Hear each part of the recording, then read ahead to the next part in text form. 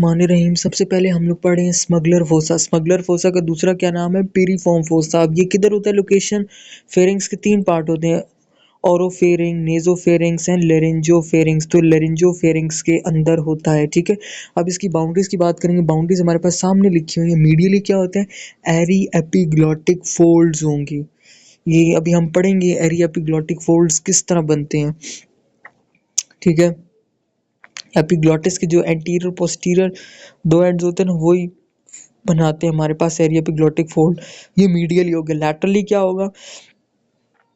Thyroid cartilage होगा या thyroid membrane हो गई। बड़ा इंपॉर्टेंट है, अक्सर एमसीक्यूज में आया होता है कि मीडियली क्या लाई करता है? एरी एपिग्लॉटिक फोल्ड। लैटरली क्या लाई करता है? Thyroid cartilage. इसका फ्लोर में इंटरनल लेरिंजियल नर्व, ये वेरी वेरी इंपॉर्टेंट कि जो इंटरनल लेरिंजियल नर्व होती है वो इसके फ्लोर से पास कर रही होती है। Important exam point, internal laryngeal nerve passes just beneath the mucosa of the piriform fossa. Importance क्या है कि जो भी मछली की हड्डी होती है वो हम निगलें तो इस जगह पे जाके फंस जाती है। कोई भी ऑब्जेक्ट उस जगह पे जाके फंस जाता है। अगर हमें अब इसको स्मगलर फोसा भी कहते हैं क्योंकि जो स्मगलर्स होते हैं वो कोई भी चीज़ छुपा के इधर लेके आ सकते हैं। अब हम लोगों ने इस किसी ऑब्जेक्ट को मूव करना है या फिश बोन को रिमूव करना है, तो इसकी फ्लोर में क्या पड़ी? Internal laryngeal nerve. अब इंटरनल लेरिंजियल नर्व अगर डैमेज होने का बहुत खतरा होता है। अगर ये डैमेज होगी इंटरनल लेरिंजियल नर्व, हम जानते हैं कि internal laryngeal nerve sensory nerve है, ठीक है। सेंसरी नर्व है, तो इसके डैमेज की वजह से हमारे पास क्या हो सकता है? हमारे पास डिस्फेजिया हो सकता है, यानी डिफिकल्टी इन स्वेलिंग। ये नंबर 1 पॉइंट लिखा हुआ है। नंबर 2 क्या पॉइंट लिखा हुआ है मैंने? It cause a loss of sensation above the vocal cord, क्योंकि ये internal laryngeal nerve vocal cord को सप्लाई कर टिल द वोकल कॉर्ड तक सप्लाई करती है, अबव द वोकल कॉर्ड, तो loss of sensation above the vocal cord हो जाएगी। और तीसरा क्या होगा? कफ रिफ्लेक्स, ठीक है। कफ रिफ्लेक्स भी हमारे पास नहीं होगा, ठीक है। अब इस डायग्राम में देख सकते हैं ये क्या हमारे पास तीन पार्ट है, नेसोफेरिंग्स, ओरोफेरिंग्स और लेरिंजियोफेरिंग्स। अब लेरिंजियोफेरिंग्स सीधा चले जाए, यहाँ पे क्या आ रहा है? पिरिफॉर्मस रिसेस भी कहते हैं इसको, पिरिफॉर्मम फोसा भी कहते हैं। अब इसको देखिए, ये लेबल हुआ होगा। इसकी मीडियली क्या है? नीचे ब्लू से लगाया हुआ एरी एपिग्लॉटिक फोल्ड मीडियली है। अब इसके लैटरली क्या है? यहाँ पे तो थायराइड कार्टिलेज है ना, लेकिन थायराइड कार्टिलेज है, सॉरी थायराइड ग्लैंड है। तो इससे याद रखने के लेटरली थायराइड कार्टिलेज होगा। थायराइड कार्टिलेज इधर नज़र नहीं आ रहा डायग्राम में, लेकिन हम लोगों ने इसको याद रखना है कि थायराइड ग्लैंड से थायराइड कार्टिलेज होगा, ठीक है। या थायराइड मेम्ब्रेन भी हो सकती है लैटरली। और फ्लोर में इंटरनल लेरिंजियल नर्व होती है, वो यहाँ पे नज़र नहीं आएगी, वो यहाँ पे अंदर ही, फ्लोर के अंदर ही घूम रही होगी। इंटरनल लेरिंजियल नर्व वो डैमेज हो जाती है। अब ये बहुत इंपॉर्टेंट अक्सर आता है सवाल कि ट्यूमर हो गया पिरिफॉर्म फोसा के अंदर, ये लिखा हुआ पॉइंट में, ट्यूमर हो गया, it may cause a dysphagia. अब डिस्फेजिया क्यों हो रहा है? Because of damage to internal laryngeal nerve, क्योंकि इंटरनल लेरिंजियल नर्व उसके फ्लोर में होती है पिरिफॉर्म फोसा के। अब पिरिफॉर्म फोसा के फ्लोर में होगी, इंटरनल लेरिंजियल नर्व डैमेज होगी तो क्या होगा? डिफिकल्टी इन स्वेलिंग हो जाएगी, तो इसको कहेंगे डिस्फेगिया। और जो इंटरनल लेरिंजियल नर्व होती है, it may also cause the rapid pain in the, इसी की वजह से हमारे पास जो होता है रैपिड पेन क्या हो जाता है? पिरिफॉर्म फोसा का जो पेन होता है ना, सॉरी ट्यूमर होगा तो उसका जो पेन होगा रैपिड किधर होगा? ईयर में होगा। अब बाकी जो नर्व्स हमने पढ़ी थी, रिकरेंट लेरिंजियल नर्व। अब रिकरेंट लेरिंजियल नर्व हमें पता है कि जो all the muscles of the intrinsic muscles of larynx are supplied by the recurrent laryngeal nerve, ठीक है। जो कि 10th क्रेनियल नर्व की ब्रांच ही है, एक्सेप्ट क्रिकोथेरॉइड। क्रिकोथेराइड को कौन सप्लाई करता है?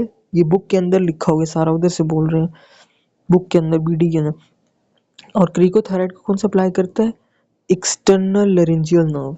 तो अब यहाँ पे ये लिखा होगा अगर both recurrent laryngeal nerve damage हो जाए तो वोकल कॉर्ड्स, ये नहीं पढ़ना एबडक्शन एबडक्शन, बस ये याद रखना वोकल कॉर्ड्स डैमेज हो जाएंगे, फोनेशन पॉसिबल नहीं होगी, डीप ब्रीदिंग भी पॉसिबल नहीं होगी, ठीक है। बस ये याद करना, ये नहीं करना है एबडक्शन और एडक्शन। व्हेन ओनली, अब ये जो दूसरा पॉइंट मैं पढ़ा अंडरलाइन का, when only one recurrent laryngeal nerve is paralysed, एक रिकरेंट लेरिंजियल नर्व पैरालाइज्ड होगी तो जो हमारे पास ऑपोजिट वोकल कॉर्ड होगा वो कंपनसेट कर जाएगा, ठीक है। और फोनेशन पॉसिबल होगी, but there is hoarseness of voice, ठीक है। तो अब ये सवाल आ जाता है कि हॉर्नस ऑफ वॉइस किसकी तरह कॉजेज क्या है हॉर्नस ऑफ वॉइस की। एक तो ये कॉज हो गया कि रिकरेंट लेरिंजियल नर्व डैमेज हो गई। दूसरा क्या होगा, क्योंकि वॉइस प्रोड्यूस कौन करते हैं, वोकल कॉर्ड्स वाइब्रेट करते हैं and they produce the sound.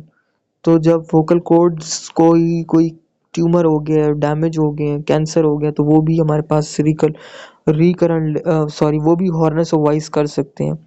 और पिरिफॉर्म फोसा भी का ट्यूमर भी कर सकता है हमारे पास हॉर्नस ऑफ वॉइस। लेकिन piriform fossa external laryngeal nerve से तो कोई ताल्लुक ही नहीं है इसका, क्योंकि एक्सटर्नल कह रहा हूँ, रिकरेंट लेरिंजियल नर्व से कोई ताल्लुक ही नहीं है पिरिफॉर्म फोसा का। वैसे वो हॉर्नस ऑफ वॉइस कर सकता है, लेकिन अगर हमसे पूछा जाए कि हॉर्नस ऑफ वॉइस कौन कर रहा है, तो मोस्टली रिकरेंट लेरिंजियल नर्व कर रहे हैं, not horns of voice internal laryngeal. ठीक है, हमेशा horns of voice recurrent laryngeal. और ये भी आ जाता है कि लिम्फेटिक ड्रेनेज किधर होती है हमारे पास, लेरिंग्स की deep cervical lymph node, cervical यानी नेक में होते हैं। ये एमसीक्यू 100 दफा आ चुका है, ये लॉन्ग शॉर्ट आ जाता है। अब ये वाला बड़ा इंपॉर्टेंट है कि tuning fork of the larynx किसको कहते हैं। यहाँ पे होगा क्रिकोथेराइड। और क्रिकोथेराइड की क्या इंपॉर्टेंस थी, यहाँ पे छुपा हुआ है, नजर नहीं आ रहा। Cricothyroid is a muscle that lies outside the larynx, larynx के आउटसाइड है। और ये बड़ा आता है कि which is called as the muscle of life या सेफ्टी मसल। पोस्टीरियर क्रिकोएरेटिनॉइड कहते हैं मसल ऑफ लाइफ, क्योंकि ये क्या करते हैं, एबडक्टर है वोकल कॉर्ड्स का। कोई ऐसा बंदा हो जिसको सांस ना आ रही हो, तो ये वोकल कॉर्ड्स क्या करते हैं कि ये एबडक्ट करेंगे और हमारे पास सांस आएगी उस बंदे को। अब एबडक्टर और वोकल कॉर्ड्स, एबडक्टर, एबडक्टर से ही मसल ऑफ लाइफ है। पहला वाला क्या है, एबडक्टर वोकल कॉर्ड, से याद रखें। एबडक्टर जो कर रहा है वो सिर्फ एक ही है, जो abductor away from mid line move कर, और वो मसल ऑफ लाइफ है। उसका क्या नाम है एबडक्टर का, पोस्टीरियर क्रिकोएरेटिनॉइड। एडक्टर का क्या नाम है, लेटरल क्रिकोएरेटिनॉइड और ओब्लीक एरेटिनॉइड। इसी के अंदर पढ़ा जाए तो आगे लिखा हुआ tensor of vocal cord. Tense कौन करता है वोकल कॉर्ड को, हमने हमेशा पढ़ा है। टेंस ऑफ वोकल कॉर्ड वो है जो tuning folk of the larynx जिसको कहा जाता है, वो कौन है, क्रिकोथायराइड। और क्रिकोथायराइड को कौन सप्लाई करता है, एक्सटर्नल लेरिंजियल नर्व। बाकी सारे इंट्रिंसिक मसल्स को कौन सप्लाई करता है, रिकरेंट लेरिंजियल नर्व। एक्सेप्शन किसमें, cricothyroid. Cricothyroid is supplied by the external laryngeal nerve. Relaxers कौन है वोकल कॉर्ड के, थायरोएरेटिनॉइड। ठीक है, opening the inlet of larynx, जो ओपन करेंगे और जो क्लोज करेंगे। क्लोज की बात करें तो क्लोज कहते हैं, क्लोज से याद रखना है कि अरे बंद करो दरवाजा, तो अरे बंद, बंद यानी अरे बंद यानी अरे क्लोज। तो क्या बनेगा, एरी एपिग्लॉटिक, ग्लॉटिक है, एरी एपिग्लॉटिक। क्लोज कौन करेगा, सॉरी ये क्लोज हो गया। ओपन कौन करेगा, थायरो एपिग्लॉटिक।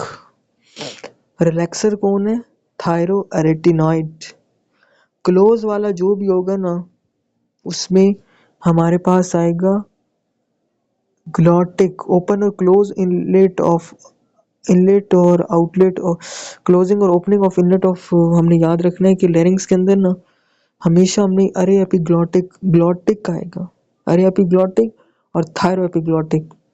और जो रिलैक्सर है वोकल कॉर्ड का, वो वोकैलस है। और कौन सा है हमारे पास, अरे एपिग्लॉटिक तो नहीं होगा, अब होगा अरे, क्या होगा, अरे नहीं होगा सॉरी, थायरोएरेटिनॉइड। याद रखना है, कंफ्यूज नहीं होना। थायरोएरेटिनॉइड कौन सा है, ये हमारे पास relaxer of vocal cord is thyroarytenoid. Very very very very important.